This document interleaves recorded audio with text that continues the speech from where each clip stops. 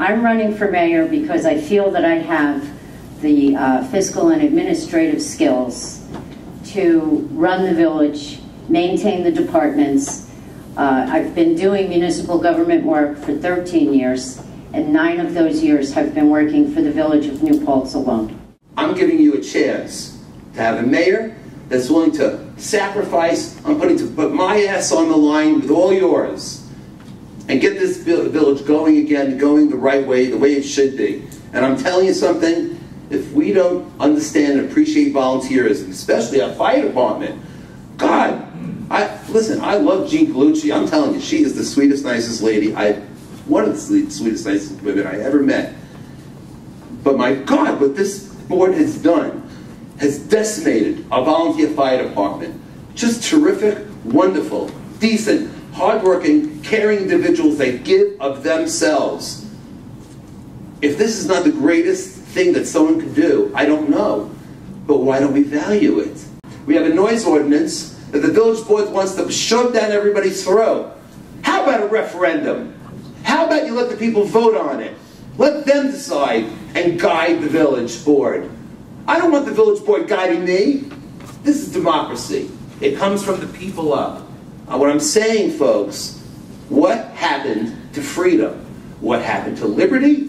What happened to the value of the individual understanding the right and the know-how to run his life? That's what this election is about. Jason West says, hey, and I like Jason, believe me, I do. The only problem is I have an issue. My issue is when he says, look, I don't want franchises, I don't like this, I've been an independent business owner for 35 years, I've never feared Walmart, I've never feared Target, I've never feared EJ Corvettes, I never feared Macy's. I think the #1 issue that's going to face New Paltz, not just in the next 40 years, but the next 10, 20, 30 years, is, for lack of a better word, planning. Many of the complaints that people have over how New Paltz has changed in the past 10 years can be addressed in part at least by better planning. Whether it's your taxes are going up, whether it's transportation, whether, as Pete said, that maybe the public transportation can be improved, whether you're tired of congestion on Main Street, the types of businesses that we have here, how many businesses and what types of residents. All these questions are determined by the zoning laws and the planning that we do as a community. The endless bickering. We have 2 governments, and sometimes we have a third when the village and the town come together and try to negotiate joint issues, and there are lots of them. Just name one, and it's a joint issue between the town and the village. It sort of forms a third government, but if one group gets up and walks away, there's no resolution.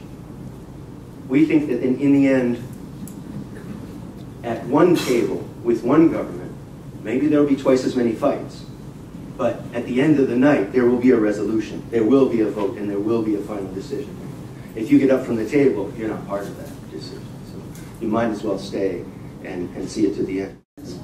We have many communities within our one community, and I want to be able to reach out to campus, to Woodland Pond, to all of the smaller pieces that make up the whole, so that we can all be represented fairly together. I believe in community engagement as well as protection. The Groovy Blueberry Party is entirely opposed to hydrofracking and any other thing that would damage our environment, our living conditions, our standard of living in the beautiful area that we have. Over the past 10 years, we have seen taxes in New Paltz double. In the last 2 years, housing values have gone down dramatically. However, our taxes keep going up. New Paltz has become unaffordable for many of its long-term residents. I personally know many people who have left the community to move down south to the Carolinas. Most families have to work longer and harder to make ends meet. And for our seniors who are on fixed incomes, the growing tax burden, coupled with inflation, can be a very stressful situation. I have a basic belief that our local government should handle 4 issues for us. One, they should be able to respond to all our questions. If not immediately, then sometime in the near future. Two, they should alleviate all of our concerns. That is taking the time to communicate with us so that we understand where they're headed and what they're doing. Three, they should meet every one of our needs. Not our wants, but our needs. And then four, they should have the time to look into our wants. If your local government, our local government, cannot at any time complete all four of those, then it's dysfunctional. The state has made it easier to combine local government functions to achieve efficiencies. No matter what changes the citizens decide to make in our form of government, we need to change the way the village government communicates with its citizens and with town officials. The current situation of animosity between the village and town governments is an embarrassment, as working time is being wasted. Communication problems with the fire department are well documented. Slots on boards and commissions go unfilled, even though qualified citizens have stepped forward to volunteer. The situation is turning off potential volunteers at a time when their service is needed more than ever. Negative attitudes should be changed to positive attitudes. Against each other. On another topic, and one that is very near and dear to my heart, since this is how I began 41 years in New Paltz, is the topic of one government. Contrary to the statements of some candidates, creating one government is not a new topic in New Paltz. It's over 50 years old. The good news is that to achieve one community, we no longer need to dissolve the village. We have the opportunity to design our future. That is the purpose of the Efficiency in Government Committee, to study and make a recommendation to both the village board and the town board. Bringing programming here was really very important to us. Bringing the youth of the community to you, bringing SUNY to you, which is a big piece of what we try to do with Town Gown Connect. That is what I think is important. That is what I think we as the village board can do. Our connections within the community, bring those people here, the sidewalks, the infrastructure, which Jean mentioned, which is so important. And I saw some of you shake your head when she spoke about, figures that go into the $8 million range.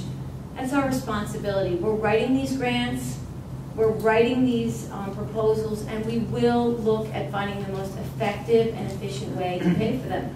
Most likely bonding over years and years and years. I will probably be, as you all joke because you see me here so much, oh, did you move in here? I'll probably be here by the time we're paying for that infrastructure. But it's not sexy, but we've got to deal with it. You've all heard the phrase transparency in government. Personally, I don't believe local government should be conducted behind closed doors.